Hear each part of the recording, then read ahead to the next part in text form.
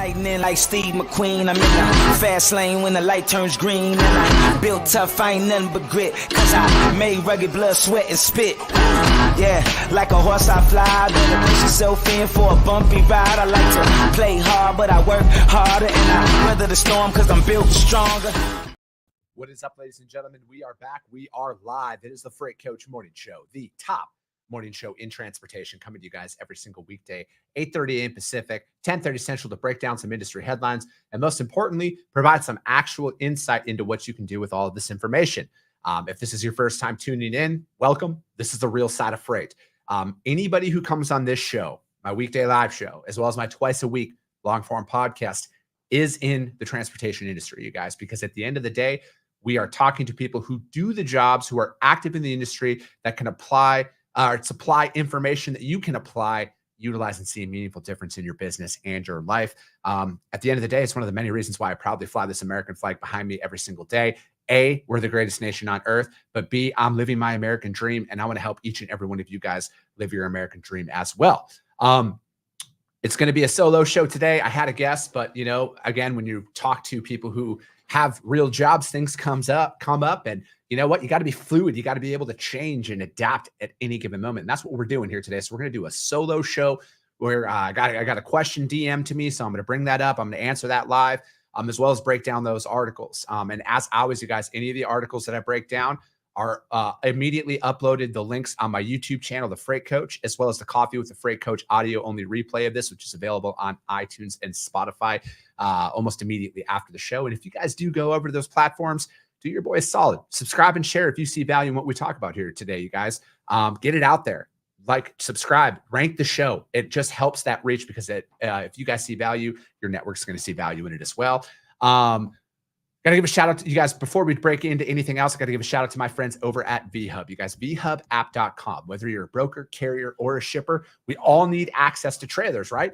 And the best part about with what VHub has is you get paid to move these trailers. That's right, you get paid. That's on top of the revenue that you can get by loading these trailers out. So with what they're working on right now is they have reefers available in St. Cloud, Minnesota, as well as down in Mason City, Iowa, and they all need to go over to Mississauga, Ontario. So what you do is you go over to vhubapp.com, put your offer in there on what you would need to move that. They also have Milton, Ontario to Moncton, New Brunswick. You get 400 Canadian to move that, and then it's a drive-in. They also have another drive-in up in Winnipeg, Manitoba, needing to go to Vaughan, Ontario. And then finally, they have a van down in Paragould, Arkansas, needing to go up to Orting, Washington, and you get $15.50 to move that trailer. And again, that's on top of the revenue that you can get by loading that out. So hit them up, you guys, vhubapp.com. My friends Xavier Campos and Stacy Steen, they'll be in the audience. Just do me a favor. Let them know that the Freight Coach sent you. Tracy O. St. Clair, good morning. Sonny Sharma, good fucking Monday morning, orange shirt gang. Let's fucking go. Rob Bussy in the house. What's up, brother? Good to see you, man. It's been a minute. Pat Green, happy Monday morning. Hashtag Team Freight Coach. Cam, what's up, brother? Motivation Monday. Let's fucking go. Timothy Cole Watley, good morning. Have a hell of a Monday. You as well, brother. All right, you guys, we are at day 216 of the Freight Coach Morning Show. And what that is it's also a subtle reminder that there are some very real issues in this industry that need to get fixed. Truck parking, for one, terrible. Talk to drivers out there. That's one of their top complaints. Also, not having access to facilities, bathrooms, food, basic human necessities that not one executive would go without inside of their operation, but yet our drivers are expected to go without it. So again, you guys, we're going to continue to bring this stuff up every single day, because the change that we want in this industry is going to come from us in the industry. No outsider, no legislation is going to come in and fix everything. It's got to come from us. We need to hold ourselves to higher standards. Also, diesel, the national average, it will be released. It gets released every Monday over on the EIA, you guys, EIA.gov. So this is last week's number. It was still at $4.62 a gallon as of this morning when I checked last, and that is up 78 cents a gallon year over year. So again, you guys, I get that from the EIA. And then also, if you're a user of trucker tools, or if you're a driver and you guys aren't using trucker tools, you guys should, because you can go on their app, which is free to drivers, and you can drop your lane in there. So again, I'm going to do a lane analysis here, and I'm going to be talking about Tampa, Florida, going up to Charlotte, North Carolina, and Atlanta, Georgia. You can pull up fuel stops on the way so you can find your most efficiently priced fuel en route. You guys, Trucker Tools is a longtime supporter of everything that I'm doing over there, so I'll give them all the shout outs in the world. Ann Dinkle, have a great Monday. You as well. Thanks for joining us, Ann.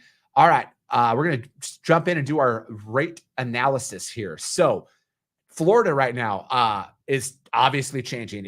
Its produce season is about to happen. It's already kind of starting in its flower season right now, so rates are starting to change. So we're going to pull outbound Tampa, Florida. We're going to go to Atlanta, Georgia, but I'm also going to do Charlotte, North Carolina, because I want you guys to see the difference in price out here. So over the last 7 days, it's from Tampa to Atlanta, it's sitting at $1.60 a mile, and that has dropped significantly over the last 90 days. 90 days ago, it was at $195. It's then at 60, it was at $191. It's was at $175 a mile 30 days ago, and then it was at $167.15, and it's down to $1.60 a mile right now. And then let's pull that exact same shipper, but just going a couple hundred more miles up the road to Charlotte, North Carolina, for example. It's still sitting at $2 a mile to go up to Charlotte. And then that's actually increased here. It actually, over the last 90 days, it's kind of held firm, with which there was a dip in there. But again, that $2 a mile just to go up the road a little bit. So just, I mean, you got to think that like just going into that same region, there's a massive rate variance. I mean, it's 35 cents a mile difference to go from Tampa to Atlanta or Tampa to Charlotte. So look into that, you guys. And then again, if you're pricing long-term, outbound Florida is about to go gangbuster. All right. So as you're looking inbound Florida, your prices are probably going to change a little bit on that. Again, I hope they hold reasonable for our drivers because costs aren't going down for them at all. So yeah, you guys, that's a little bit of a lane analysis for you. I would, for my outbound Florida freight, I would be very, very aware of not locking that in long-term, because whatever you're paying today, I don't know when, but that shit's going to flip real soon. So pay attention to that, you guys. All right. Now, I got a question, kind of more of a statement. Longtime listener. She said I could use her name, so I will say this. Tiffany Martin, shout out Tiffany Martin. She sent me this question. And again, you guys, I will answer any and all sales and operations related questions for the transportation industry live on the show. Just shoot me a DM on LinkedIn, drop them in the comments on the live feed here, as well as over on the YouTube live feed. If you guys have any sales or operations related questions for the transportation industry, I will answer them live on the show. So Tiffany is just starting out. She's doing marketing, branding, preparing contracts, handling carrier setups, calling to verify carriers' insurance, check their ratings and reviews. She does all the invoicing, run credits checks, read and signs all the agreements, manages the TMS and CRM, and makes sales calls, emails, messages, meetings, all that stuff. And she wants advice on direction. And then she says, shit, at this point, scream at me what to do. But I think that, you know, again, and this is just speaking from my experience in building up my companies. When you're beginning, you are literally doing everything. I think that with what you're bringing up right now, like talking to a CRM, like I personally utilize seamless.ai for my CRM, or excuse me, for my lead management. I get to use, you know, from a CRM perspective, there are multiple solid CRMs out there. From a TMS perspective, I love my friends over at Port TMS. They're longtime supporters of everything that I've done.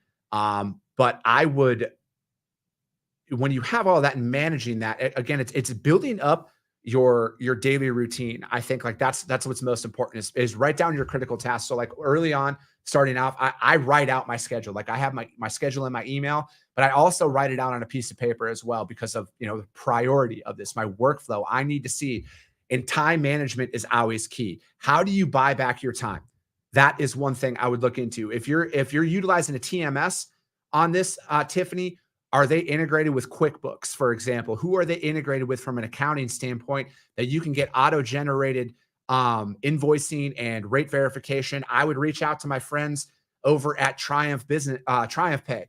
Like they can literally handle all of your back office stuff for you. They would probably have an integration with your TMS as well that you're using. So you can turn that on and then that can free up a lot of your time.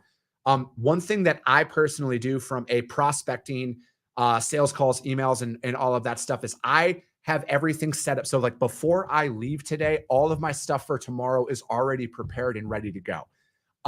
It's just what I found from a time perspective on what is best for me is I try and set myself up the day before for tomorrow. And a lot of that is because again, as I'm building, I don't have the capital to have a major workforce with me right now. It's me and my business partner in both of my companies. And we are out there, we are wearing multiple hats and doing it. But again, I have found that preparing everything for the next day, the night before, has been very critical to ensure that I'm still getting my outreaches in, because no matter what, I still have to prospect. I still have to set sales meetings. I still have to manage the freight that I'm currently moving and everything else. And I have found that the best way to do that is set myself up from the day before. For verifying carriers, I got to give a shout out to my friend, Carrier Sure. Cassandra Gaines, hit her up. That can help streamline that.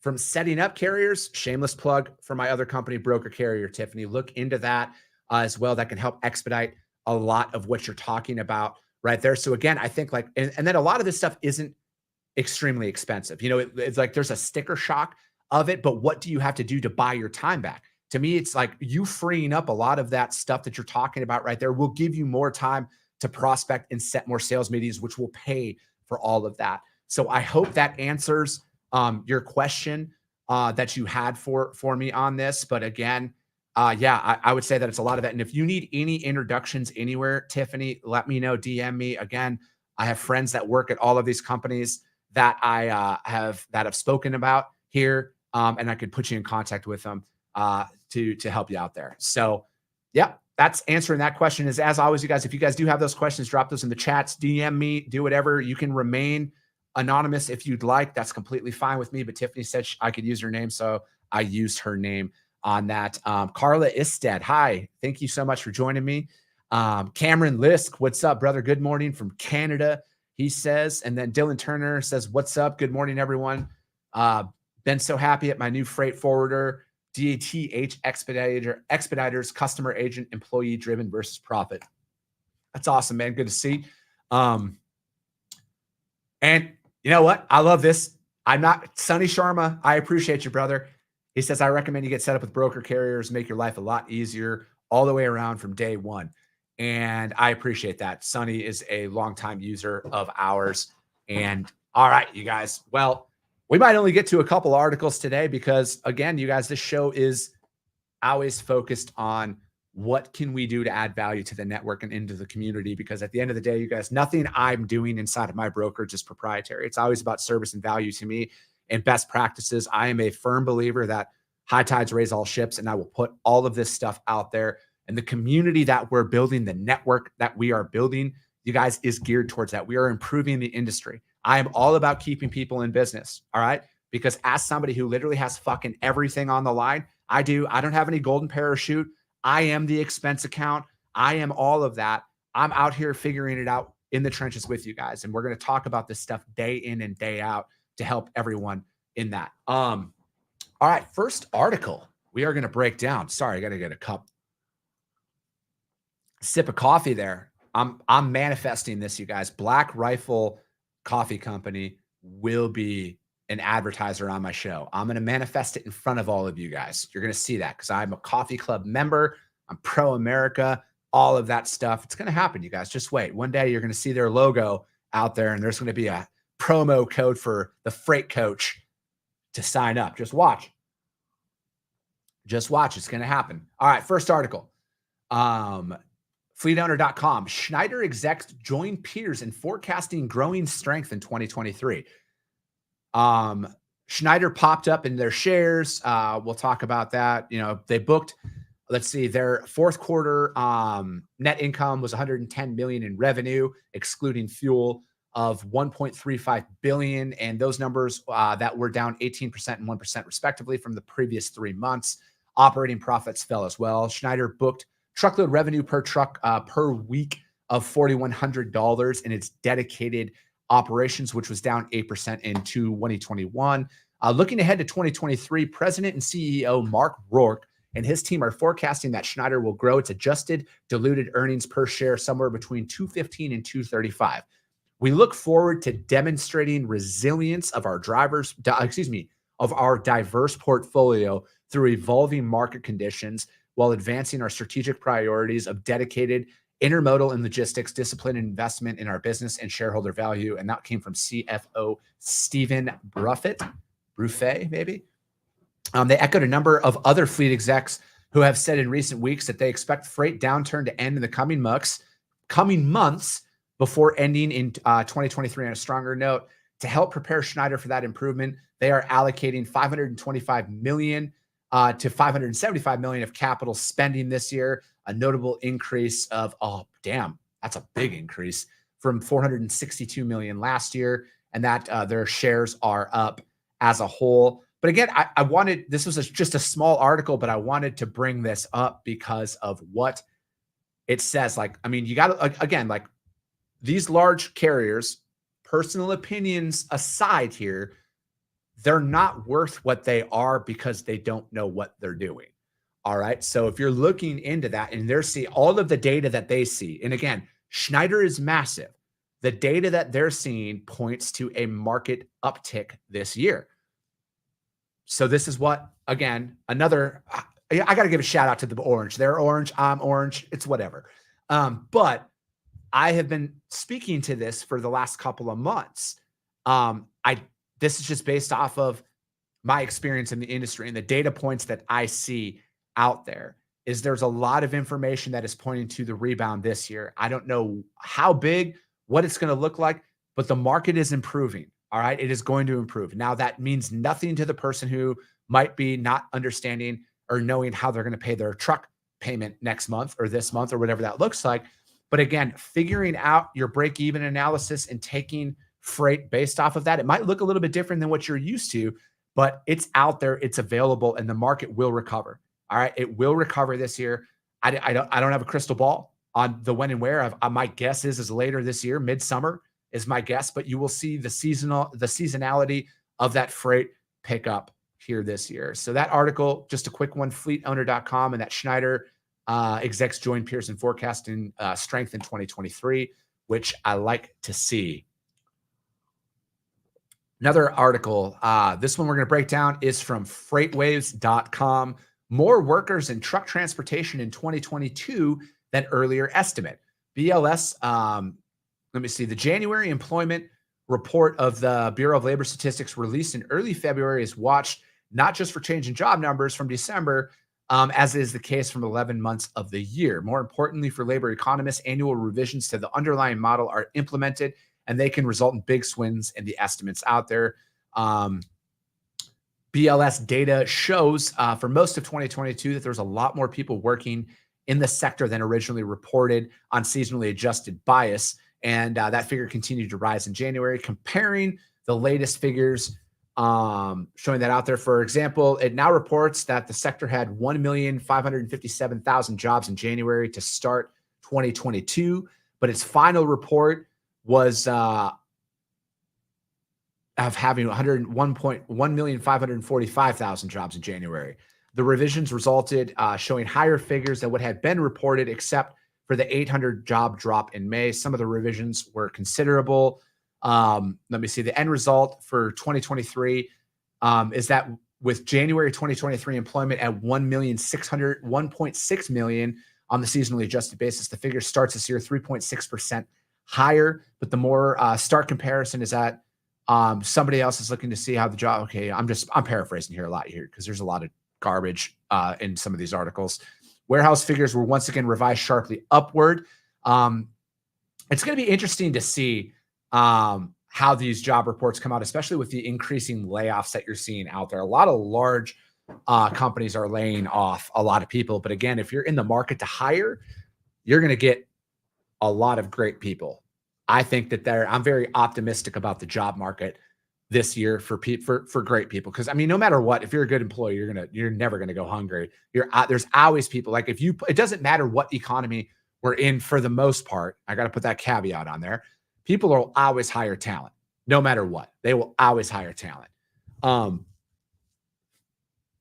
Rail jobs were up as a whole.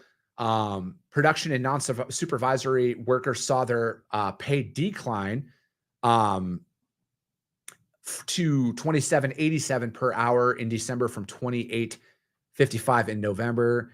It's the first time since August that there was less than $28 an hour, which I don't necessarily like to see at all. I don't think cutting, but again, I didn't do a total deep dive into that. So it might say new hires. So they may have been marketing jobs at $28 an hour and now they've dropped it down to 27. That might be where it is. I don't like seeing a reduce in wages by any stretch of the imagination. Yeah. So again, jobs are up in freight. And I think that I would say that this industry, for the most part, for like the frontline workers, you're always going to have a job in freight, no matter what. It might not look the same, but you're always going to have a job in freight. I would say transportation is about as recession-proof of an industry that you could ever find, because frankly, like I say a lot, if trucks stop moving, we're all fucked anyways. So that doesn't matter. A lot of that stuff is irrelevant at that point. But again, I'm a big proponent of this industry growing. And again, what can we do more to get more people excited about transportation, to get that next generation of transportation professional in this industry? So that article, you guys, freightwaves.com, more workers in the truck transportation in 2022 than estimated. Now, I should have said, if my boy Cam could have jumped on here, you guys, he's my insurance guy for sure. And this one was from ttnews.com, and it's carriers hoping to see relief after years of insurance premium increases. Carriers have weathered years of insurance premium increases and may see slight relief in 2023, but insurance providers continue to face inflation. That said, it seems that the market may be starting to soften, as we have seen smaller average renewal increases in 2022 and early 2023. And that was from Chris Gulker, who's a senior vice president of transportation for True North. Well-run companies investing in safety and technology with a solid loss history are seeing small single-digit increases, flat renewals, and even small decreases in some cases. Let me see. Michael Berge, he's president of Hub International's Transportation Service Division, said commercial auto has experienced about 5 straight years of double-digit increases, and that trend is starting to level off. Technology and AI, artificial intelligence. Fleets can take on more risk with higher deductible or self-insurance to cut costs. But Berge said the best approach is to have good risk management plan. There's a wide range of fleet risk management solutions available today. There are several categories customers can leverage to help with safety that insurance companies are taking out there. Some insurers subsidize the telematics devices, and others in-cab AI or video safety systems, while others require them. And more insurers are incorporating data from video safety solutions and telematics into their risk models for improved underwriting. You know, from a outward facing camera, if I owned a trucking company, all of my trucks would have outward facing cameras, and I would have a camera inside of my trailer, in all of my trailers. I would want to remove myself from as much liability as possible. I'm not sold on inward facing cameras because I think it's a violation of privacy. But I'm not opposed to it. If, again, I would need to see more data. I personally think it's a violation of privacy. Because again, I think to need inward facing cameras, I see both sides. I truly do. But I think that training, development, and everything, if you invest in your drivers, I don't think that that's necessarily a thing, but I've seen compelling evidence that would suggest having inward facing cameras as well would help from an insurance perspective. And again, removing the company and you, the driver, from any wrongdoing by having that to show that you weren't doing what anybody could accuse you of. Again, it's like, I can see not wanting Big Brother looking in on me and everything else. But again, from a career perspective, in a safety perspective and everything else, it would be, I could see the benefit of having them. Again, at this moment, I am not a fan of inward facing cameras, but there is compelling evidence out there that would suggest the benefit of having them. let me see here. I just want to, because they're talking about some other parts. I just want to make sure it's not a big sales pitch for a company because, here we'll go on to this. Ongoing cost pressures. Even if fleets are becoming safer, insurance providers are facing headwinds. Social inflations, medical costs, and truck replacement costs and repairs rates all continue to put pressure on insurance rates. And that was Gary Flaherty, who is the senior vice president of commercial auto nationwide. While nuclear verdicts remain a factor, the cost of small claims is increasing. A $2,500 claim is now $5,000 over the last 5 years. Underwriters are looking at the frequency of claims and costs. If you do the math, those small claims are significant. Prices for parts and labor, obviously, so that what goes into the small claims. So now that they're seeing it on the lower level, that's what seems to be keeping costs up on the insurance side as a whole. And then again, talking about nuclear verdicts are, like that's another thing too. Like I would recommend listening to my previous podcast with James Lewis, because he's an expert witness. He's a former driver. He's been in the industry for a very long time. He's very, very, very smart when it comes to a lot of things, but especially in the nuclear verdicts and what you can do as a company to protect yourself and your organization. Because a lot of it is, and again, this is one of my biggest pieces of advice is out there is documentation. You guys, if you're a broker carrier, document everything, have policies and procedures in place. Take the time to verify a lot of this information to ensure you are who you are and you are working with who they say they are, because it will save you on the long end, you guys. So again, that's ttnews.com. Carriers hoping to see relief after years of insurance premium increases. And again, it's like, that's why I'm such a proponent of verifying insurance when you are calling a carrier. Like when you're onboarding a carrier, when you're setting them up, taking that time to call and verify that that truck is who they say they are and that the carrier that they're putting on it is who they say they are is vital. It's so vital, because monitoring doesn't necessarily catch that stuff at times. Again, I'm not going to sit here and shit on that, but I have personally found in my career, calling, verifying, and vetting them has saved me an ungodly sum of potential lawsuits if that was not the carrier who they were representing themselves as on the phone. So again, take 5 minutes on the front end, you guys. No truckload is worth it. No customer relationship is worth it. Hell, no human life is worth it by risking and rolling the dice with somebody who has a spotty insurance or safety record or anything like that. But that's it for today, you guys. All the articles, links will be listed over on the Freight Coach YouTube channel, as well as the Coffee with the Freight Coach audio-only replay of this, which is available on iTunes and Spotify almost immediately after the show. So, and as always, you guys, if you guys go to those other platforms, subscribe and share the show, you guys. Rank the show. Hit that 5-star if you think I gave 5-star information, because at the end of the day, you guys, that's how we grow. That's how we are the top show in transportation, is because of each and every one of you. And that's how we're going to continue to grow and reach more and more people, because if you guys see value in this, your network's going to see value in this as well. I appreciate you guys. I love you guys, and we'll be talking to you soon.